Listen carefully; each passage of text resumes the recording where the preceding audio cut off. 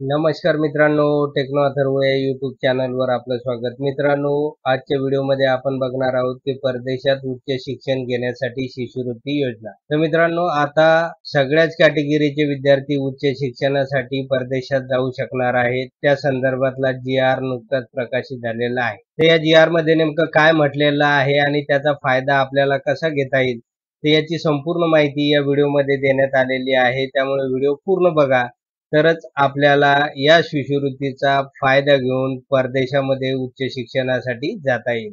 तर मित्रांनो, व्हिडिओला सुरू करण्यापूर्वी नेहमीप्रमाणे एक विनंती करेल, जर आपण या चॅनलवर नवीन असाल तर चॅनलला सबस्क्राईब करा, लाईक करा आणि शेअर करायला विसरू नका.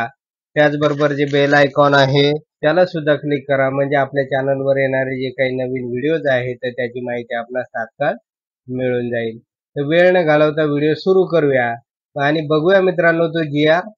आणि बघा मित्रांनो, या GR मधील काही महत्त्वाच्या गोष्टी आपण बघणार आहोत. पूर्ण GR वाचत बसणार नाही आपण, त्यामुळे व्हिडिओ पूर्ण बघा.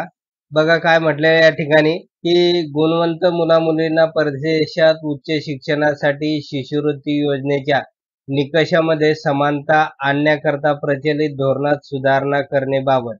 म्हणजे वेगवेगळ्या कॅटेगरीच्या मुलांसाठी वेगवेगळे निकष या अगोदर लावण्यात आलेले होते, परंतु आता या GR ने सगळ्या कॅटेगरीचे जे काही विद्यार्थी आहेत तर त्यांच्या पात्रतेतील निकष आहे ते समान केलेले आहे. त्यामुळे आता सगळ्याच कॅटेगरीच्या विद्यार्थ्यांना परदेशात जाण्याचं द्वार ओपन झालेलं आहे. तर बघा मित्रांनो, हा जो GR आहे तो प्रकाशित झालेला आहे 6 ऑगस्ट 2024, म्हणजे आजच हा GR आलेला आहे. त्यानंतर या GR मध्ये पुढे काय म्हटलेलं आहे ते बघूया आपण. यासाठी आपण खाली येऊया. बघा या ठिकाणी म्हटलेलं आहे, सर्व विभागाच्या परदेशी शिष्यवृत्ती योजनेत एक वाक्यता येण्याच्या उद्देशाने माननीय मंत्रिमंडळाच्या 11 जुलै 2024 रोजीच्या बैठकीतील निर्णयानुसार विद्यमान अधिछात्रवृत्ती व परदेशी शिष्यवृत्ती योजनांच्या निकषामध्ये सुधारणा करण्यास सामाजिक न्याय व विशेष सहाय्य विभागाने 25 जुलै 2024 रोजीच्या शासन निर्णयान्वये मान्यता दिलेली आहे. म्हणजे 25 जुलै 2024चा जो काही GR आलेला होता त्यानुसार सामाजिक न्याय व विशेष सहाय्य विभागाने याला मान्यता दिलेली आहे. आणि आता सगळ्या कॅटेगरीच्या विद्यार्थ्यांसाठी जे परदेशात उच्च शिक्षण घेण्यासाठीचे जे काही निकष आहे ते समसमान झालेले आहे. बघा पुढे काय म्हटलेलं आहे, उच्च व तंत्र शिक्षण विभागाच्या 4/10/2018च्या शासन निर्णयान्वये उच्च व तंत्र शिक्षण विभागांतर्गत खुल्या प्रवर्गातील म्हणजे ओपनच्या विद्यार्थ्यांना गुणवंत मुलामुलींना परदेशात उच्च शिक्षणासाठी शिष्यवृत्ती योजना जाहीर करण्यात आलेली आहे. आता मित्रांनो, अगदी ओपनच्या विद्यार्थ्यांना सुद्धा जे विद्यार्थी गुणवंत आहेत तर त्या मुलामुलींना परदेशात जाण्यासाठी उच्च शिष्यवृत्ती या योजनेअंतर्गत मिळणार आहे. त्यानंतर पुढे बघूया आपण. तर यासाठी काही शैक्षणिक अर्हता किंवा शैक्षणिक अटी टाकण्यात आलेल्या आहेत. तर त्या शैक्षणिक अर्हता बघूया आपण. बघा, परदेशातील पदव्युत्तर पदवी किंवा पदव्युत्तर पदविका अभ्यासक्रमासाठी प्रवेश घेतलेल्या विद्यार्थ्याने भारतातील मान्यता प्राप्त विद्यापीठामधून किमान 55% गुणांसहित पदवी परीक्षा उत्तीर्ण केलेले असावे. परदेशात उच्च शिक्षण घेण्यासाठी जायचे असेल तर आपल्याला फक्त कोणत्याही विद्यापीठाची जी पदवी आहे त्याच्यामध्ये 55% मार्क्स असणे आवश्यक आहे.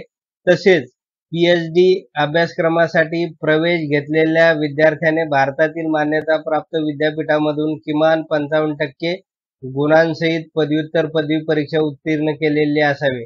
आणि PhDचं शिक्षण घेण्यासाठी विदेशात जायचं असेल तर भारतातील कोणत्याही विद्यापीठामधून 55% मार्क्स आपल्याला पदव्युत्तर पदवीमध्ये पाहिजे आहे, म्हणजे PG मध्ये पाहिजे आहे, म्हणजे आपल्याला सहजपणे या योजनेचा फायदा होईल. ही शिष्यवृत्ती आपल्याला सुद्धा मिळू शकेल.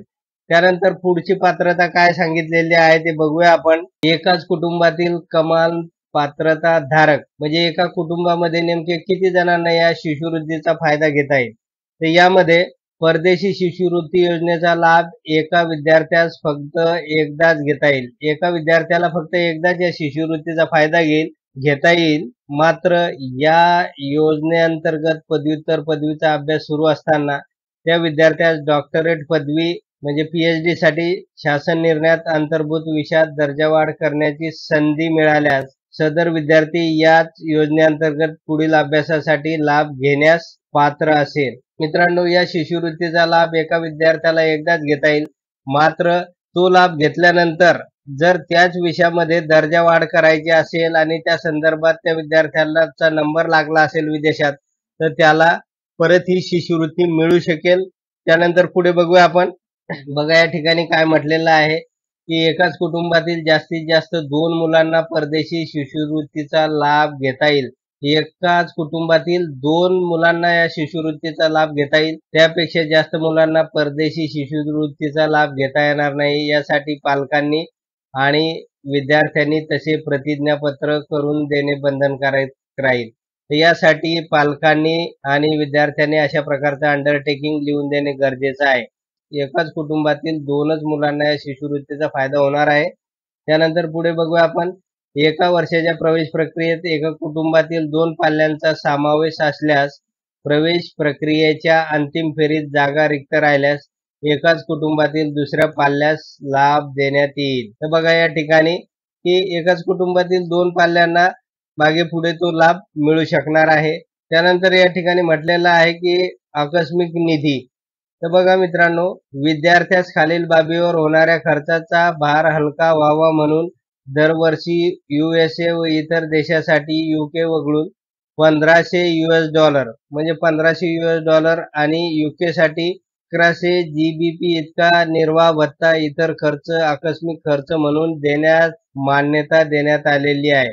$1500 किंवा 1100 GB इतका निर्वाह भत्ता इतर खर्च व आकस्मिक खर्च म्हणून मान्यता देण्यात आलेली आहे. त्यानंतर आवश्यक ती क्रमिक पुस्तके, वह्या व स्टेशनरी, प्रबंध अहवाल तयार करणे, टायपिंग, बाइंडिंग, स्थानिक भेटी व इतर अभ्यास सहली, प्रवास खर्च, प्रबंधासाठी आवश्यक इतर खर्चे व प्रासंगिक खर्च देण्यात येईल. तर मित्रांनो, अशा प्रकारे स्टेशनरीसाठी, प्रबंधाचा अहवाल तयार करण्यासाठी, टायपिंग, बाइंडिंग आणि इतर स्थानिक भेटी असेल तर त्यासाठीचा जो काही खर्च आहे तो खर्च सुद्धा देण्यात येईल असं या ठिकाणी म्हटलेलं आहे.